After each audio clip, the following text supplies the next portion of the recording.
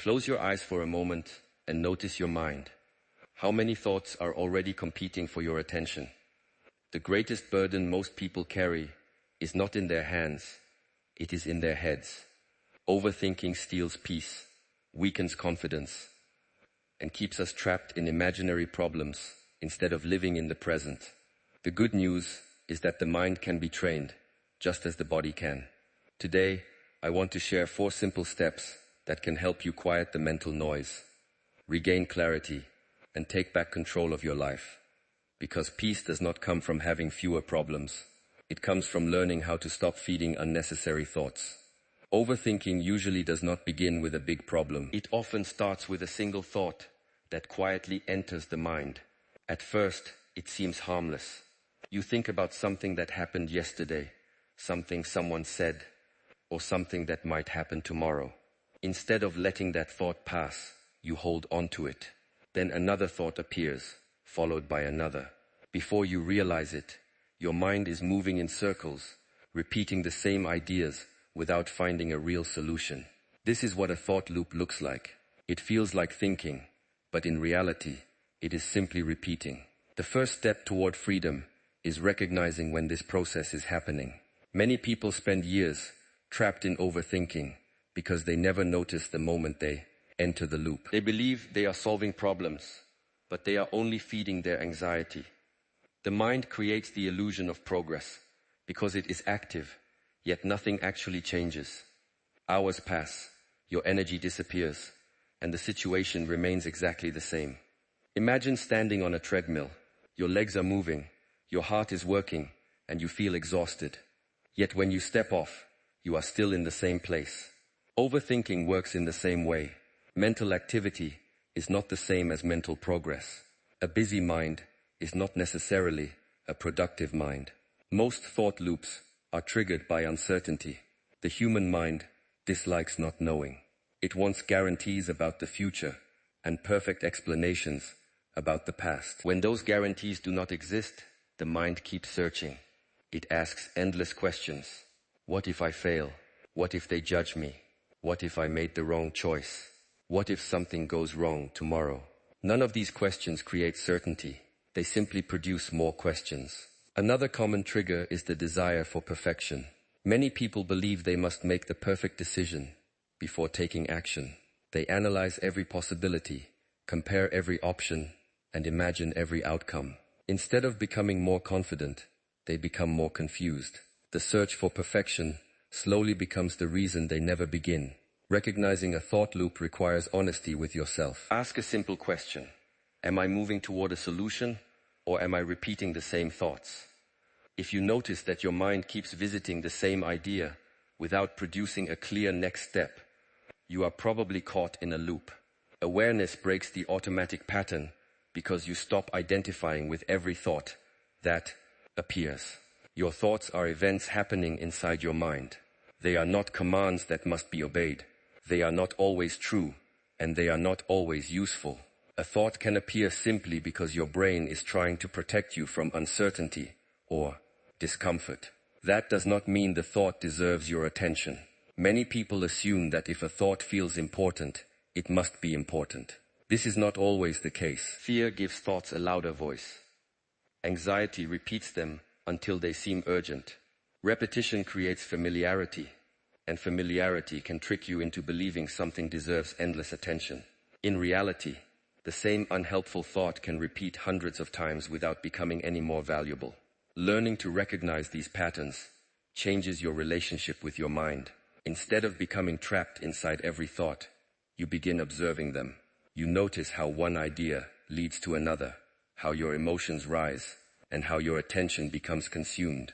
This small moment of awareness creates space between you and the thought itself. Think of clouds passing through the sky. Some are dark, some are bright, and some disappear within minutes. The sky does not chase the clouds or argue with them. It simply allows them to pass. Your awareness is like that sky. Thoughts come and go, but you do not have to follow every one of them. People often believe they need to stop thinking completely, but that is neither possible nor necessary. The goal is not an empty mind. The goal is recognizing when thinking has stopped serving you. There is a difference between thoughtful reflection and endless mental repetition. Reflection brings insight. Rumination drains energy. Pay attention to the signals your body gives you. Tight shoulders, a restless feeling, difficulty sleeping, constant checking, replaying conversations, and imagining worst-case scenarios are often signs that your mind has entered a loop. The body notices what the mind refuses to admit. The moment you can quietly say to yourself, "I am overthinking," something important happens. You interrupt the unconscious habit. You stop becoming the thought and start observing it. That single moment of recognition weakens the cycle and gives you the opportunity to choose where your attention goes next. One of the biggest reasons people overthink is that they treat every thought as if it were a fact. The mind tells a story, and without questioning it, we immediately believe it. A simple situation becomes a complicated narrative filled with assumptions, predictions, and fears. The ability to separate facts from stories is one of the most powerful mental skills you can have, because it allows you to see reality as it is, not as your emotions imagine it to be. A fact is something that can be observed or verified. It exists regardless of your opinion or feelings. A story, on the other hand, is the meaning your mind attaches to that fact. Facts are simple. Stories are endless. The problem is that most people spend far more time living inside their stories than paying attention to the facts. Imagine you send someone an important message. Several hours pass, and there is no reply. The fact is simple. They have not responded yet. Everything else is a story. Your mind may immediately begin creating explanations. Maybe they are ignoring me. Maybe I said something wrong. Maybe they are upset with me. Maybe they no longer respect me. None of these ideas are facts. They are possibilities created by the imagination. Yet your emotions react to those imagined possibilities as though they are already true. This is how unnecessary suffering begins. We are often disturbed not by reality itself, but by the stories we create about reality. The mind dislikes empty spaces, so whenever information is missing, it fills those gaps with assumptions. Unfortunately, those assumptions usually lean toward fear rather than confidence, because the brain evolved to detect threats before opportunities. Think about how often you predict negative outcomes before anything has actually happened. Before an interview, you imagine failing. Before a presentation, you picture everyone criticizing you. Before a conversation, you assume the other person will misunderstand you. Hours, or even days, are spent worrying about events that exist only in your imagination. The body cannot always distinguish between a real danger and an imagined one, so it responds with stress, tension, and anxiety. Separating facts from stories requires slowing down long enough to examine your thinking. Whenever you notice your mind racing, ask yourself a simple question. What do I actually know? This question brings you back to reality. It forces the mind to stop building castles out of uncertainty. Suppose your manager asks to speak with you privately. Before the meeting even begins, your thoughts may spiral. Maybe I made a mistake. Maybe I am about to lose my job. Maybe someone complained about me. Notice how quickly the imagination takes control. The only fact is that your manager wants to have a conversation. Everything else is speculation. That meeting could just as easily involve praise, a new opportunity, or a routine discussion. Our emotions often strengthen our stories. If you already feel insecure, you are more likely to interpret neutral events as negative. If you already feel anxious, uncertainty becomes proof that something is wrong. Emotions influence perception, but they do not define reality. Feeling afraid does not automatically mean there is danger. Feeling rejected does not automatically mean someone has rejected you. The mind also enjoys creating stories about the future. It constantly asks, what if? What if I fail? What if I embarrass myself? What if people laugh at me? What if everything goes wrong? These questions sound responsible, but they rarely prepare you for reality. Instead, they prepare you to experience fear before anything has happened. Stories can also be about the past. You replay old conversations, wondering what you should have said differently. You convince yourself that one mistake defines your entire character. You assume other people remember your failures as vividly as you do. In truth, most people are focused on their own lives, far more than yours. The story continues only because you keep replaying it. Learning to distinguish facts from stories does not mean ignoring problems. Real challenges deserve attention. If there is evidence that something needs to be addressed, then take action. But action based on facts is very different from anxiety driven by imagination. One creates progress, the other creates exhaustion. Sometimes your mind will insist that its story is true, simply because it feels convincing. Remember that confidence is not evidence. A thought repeated many times can feel certain, while still being completely false. Many worries that once seemed absolutely real never actually happened. They disappeared the moment reality unfolded differently than your imagination predicted. A useful habit is to pause whenever strong emotions appear and quietly separate what is known from what is assumed. Write it down if necessary. In one column, place only the facts. In the other, place every assumption, prediction, and interpretation. You will often discover that the list of facts is surprisingly short, while the list of stories is much longer. This practice trains your mind to become more objective. Instead of reacting immediately, you begin observing. Instead of accepting every thought as truth, you examine it with curiosity. Instead of allowing fear to write the entire script, you give reality the opportunity to speak for itself. Over time, this simple distinction changes the way you experience difficult situations, because you stop carrying the weight of imagined problems alongside the real ones. A large part of overthinking comes from trying to control things that were never within your control in the first place. The mind constantly reaches beyond the present moment, trying to manage people's opinions, predict future events, rewrite the past, and eliminate every possible risk. This creates an impossible task, because no matter how intelligent or careful you are, there will always be things you cannot control.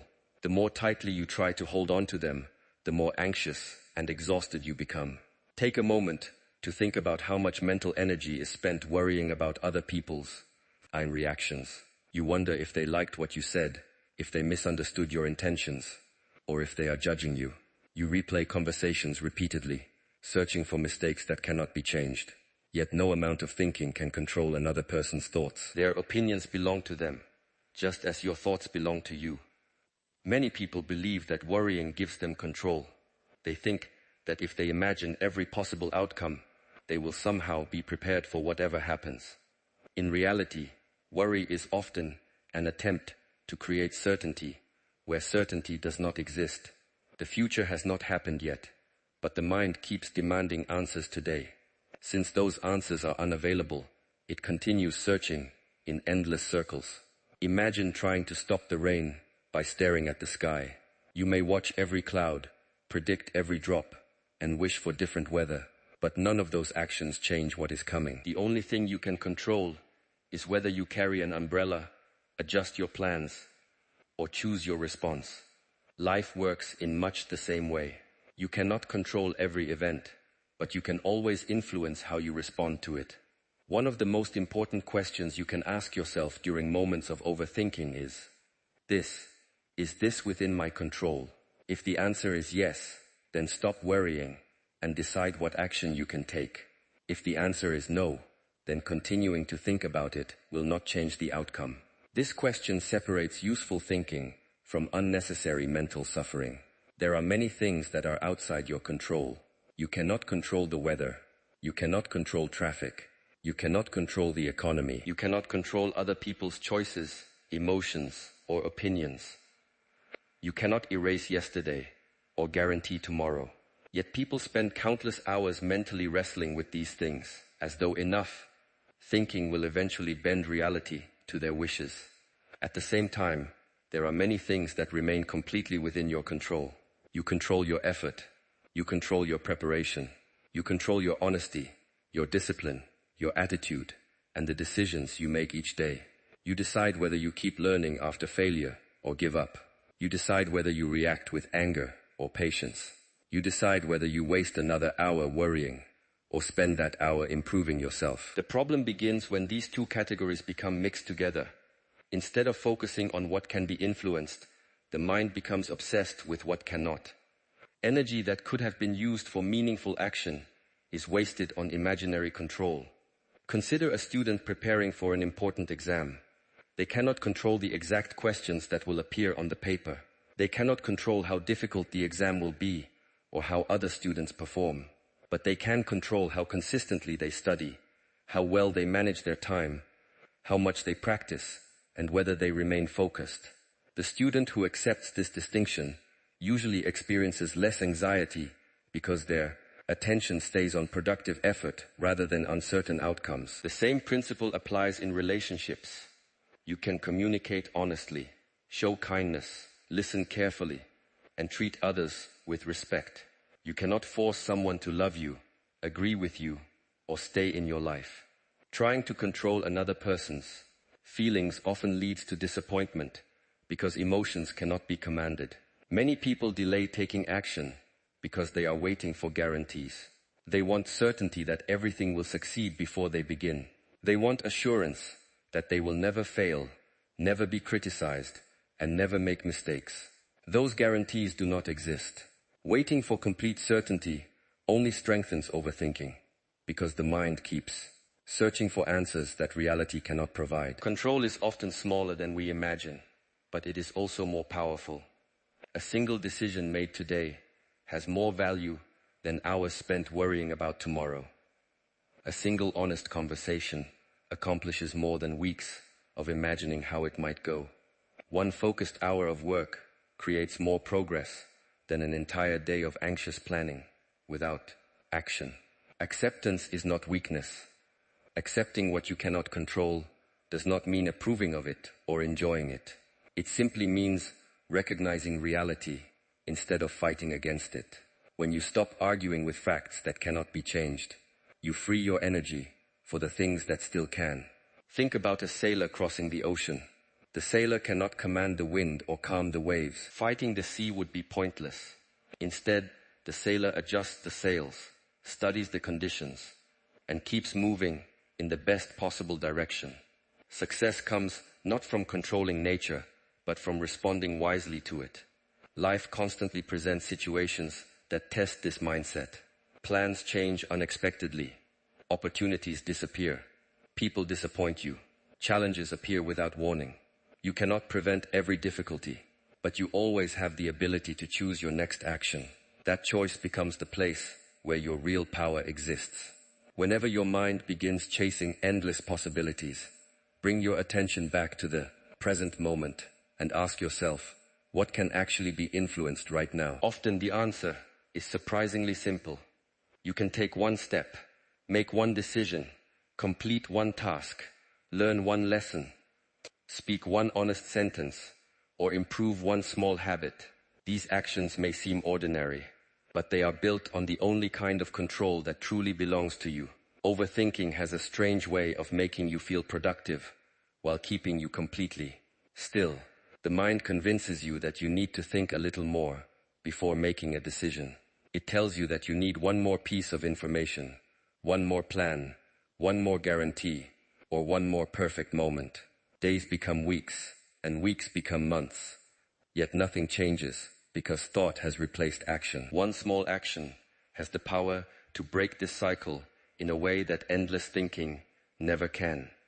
The biggest mistake people make is believing that confidence comes before action. They wait until they feel ready, motivated, or completely certain. In reality, confidence usually comes after action. Every small step teaches your mind that movement is possible, and each step weakens the fear that kept you stuck. Imagine standing at the bottom of a staircase in a dark building. You cannot see the top because the lights only illuminate the next step. If you refuse to move until the entire staircase is visible, you will remain exactly where you are. But if you take the first step, the next one becomes clear.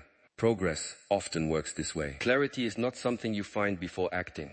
It is something you discover because you acted.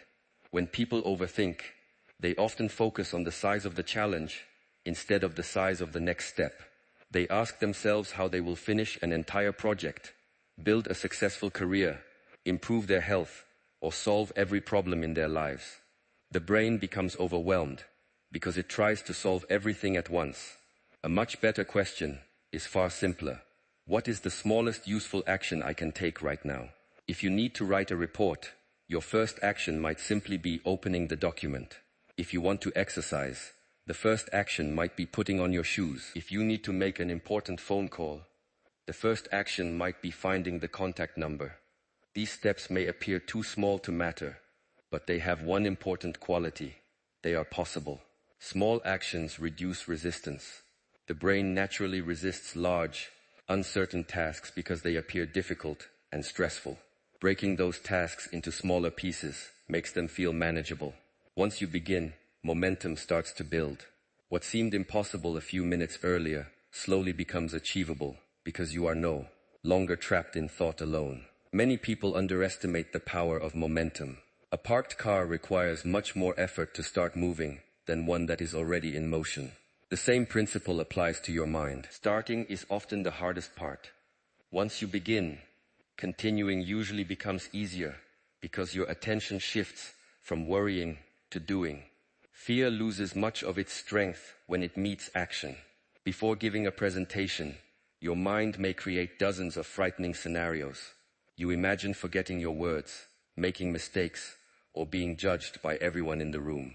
But once you actually begin speaking, reality replaces imagination. Some fears disappear immediately because they were never based on facts. Others become manageable because you are now responding to a real situation instead of an imaginary one. Action also provides information that thinking alone never can. You may spend hours wondering whether a business idea will work, but until you test it, every conclusion remains speculation. You may overthink whether a new skill is right for you, but only practice can answer that question honestly. Experience teaches lessons that imagination cannot. Perfectionism often prevents people from taking even the smallest step. They believe their first attempt must be excellent. If they cannot do something perfectly, they prefer not to begin at all. This mindset guarantees frustration because every expert was once a beginner. Every successful person has produced imperfect work, made mistakes, and learned through experience.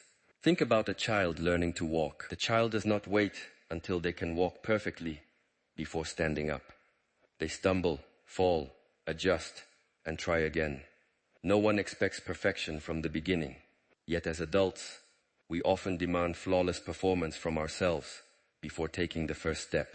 This unrealistic expectation creates unnecessary pressure and feeds overthinking.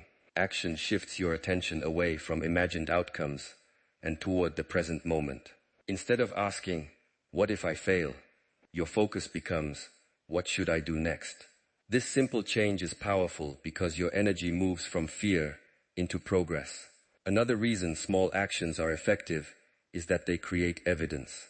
Every completed step reminds your brain that you are capable of moving forward. These experiences slowly replace the old belief that you are stuck. Confidence grows through repeated proof, not repeated thinking. There will always be uncertainty. No decision comes with complete guarantees. No path is free from mistakes. Waiting until every doubt disappears means waiting forever. The people who make progress are not those who eliminate uncertainty. They are the ones who move despite it. Sometimes the next action is incredibly simple. Send the email, read one page, make the phone call, organize one drawer, spend 10 minutes practicing. Have the conversation you have been avoiding. Complete one task before thinking about the next one. Each small action creates another opportunity to continue moving. The mind often exaggerates the difficulty of beginning because it focuses on the entire journey instead of the next step. Once movement starts, many imagined obstacles disappear on their own. Problems that once felt overwhelming become smaller because they are being solved one action at a time. The goal is not to eliminate every fearful thought before acting. The goal is to stop allowing those thoughts to decide whether you move. Your future is shaped far more by the actions you repeat than by the worries you rehearse. Every meaningful achievement begins with a single decision to act before you feel completely ready. and every small step creates the possibility for the next one. One of the most effective ways to stop overthinking is to bring your attention back to the present moment. Overthinking survives by pulling your mind away from what is happening right now. It drags you into memories that cannot be changed and futures that have not yet arrived. While your body remains here, your attention travels somewhere else. The result is stress, mental exhaustion, and the feeling that life is slipping away while your thoughts keep running. Present moment awareness interrupts this pattern by reminding you that your life is happening now, not yesterday and not tomorrow. The human mind naturally moves through time. It remembers the past to learn from experience, and it imagines the future to prepare for what may come. These abilities are useful when they serve a purpose. The problem begins when they become constant habits. Instead of visiting the past for wisdom, you live there through regret. Instead of preparing for the future, you become trapped in endless worry about possibilities that may never happen. Think about how often your mind leaves the present without you even noticing. You are eating a meal, but you are replaying an argument from last week. You are walking outside, but you are worrying about a meeting tomorrow. You are spending time with people you care about, yet your attention is somewhere completely different. The present moment passes unnoticed because the mind is occupied with places where your body does not exist. Present moment awareness does not require special equipment, perfect conditions, or hours of meditation. It begins with something much simpler. It begins by noticing where your attention is. The moment you realize your thoughts have wandered, you have already become more aware than you were a few seconds earlier. Awareness is not about preventing thoughts from appearing. It is about recognizing when they have carried you away. Many people believe peace comes from controlling every thought. In reality, peace often comes from changing your relationship with those thoughts. Instead of chasing each one, you observe them. Instead of arguing with them, you let them pass. Instead of believing every story they tell, you return your attention to what is actually happening around you. Your senses are powerful anchors to the present moment. Notice the feeling of your feet touching the ground. Listen carefully to the sounds around you. Feel the air against your skin. Observe the colors in your environment. Pay attention to the rhythm of your breathing. These simple observations remind your brain that reality exists here, not inside endless mental conversations. Breathing is one of the easiest ways to reconnect with the present because it is always available. Every breath happens now. You cannot breathe yesterday's air, and you cannot breathe tomorrow's air. When your thoughts begin racing, simply paying attention to one slow inhale and one slow exhale can interrupt the cycle. The breath becomes a quiet reminder that your attention always has a place to return. Nature also teaches this lesson beautifully. A tree does not worry about the leaves it lost last autumn, nor does it become anxious about the leaves that will grow next spring. It simply responds to the season it is living in. A river does not stop flowing because it is concerned about where it will eventually reach.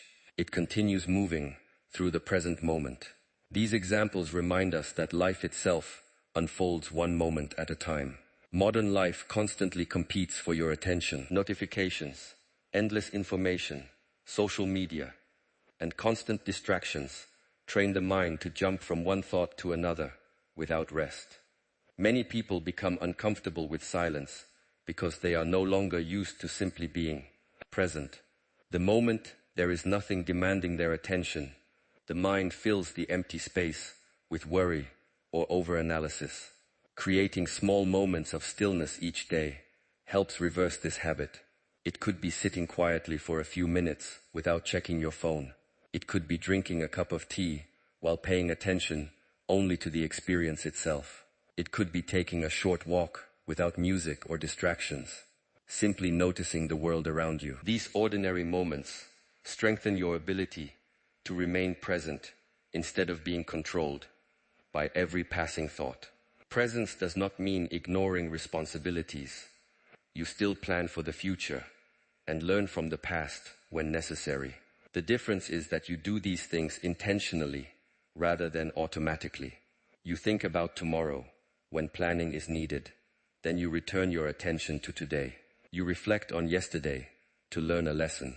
Then you let it go, instead of replaying it endlessly. Many people discover that the problems occupying their minds become much smaller when they return to the present. The imagined future no longer feels as frightening because it is not happening now. The painful memory loses some of its emotional grip because it is no longer being replayed repeatedly. Reality is often far more manageable than the stories the mind creates about it. The present moment is also where your real influence exists. You cannot change the past in this moment, but you can choose your next action. You cannot live tomorrow today, but you can make one decision that improves your future. Every meaningful change begins with something you do now. The quality of your attention determines the quality of your actions, and the quality of your actions gradually shapes the direction of your life. Whenever you notice your thoughts pulling you into endless worry or regret, gently return to what is directly in front of you. Feel your breath, observe your surroundings, listen carefully, and focus completely on the task you are doing. The more often you practice returning to the present, the less power overthinking has to carry your mind away from the only moment where life can actually be experienced. Overthinking is rarely solved by a single breakthrough.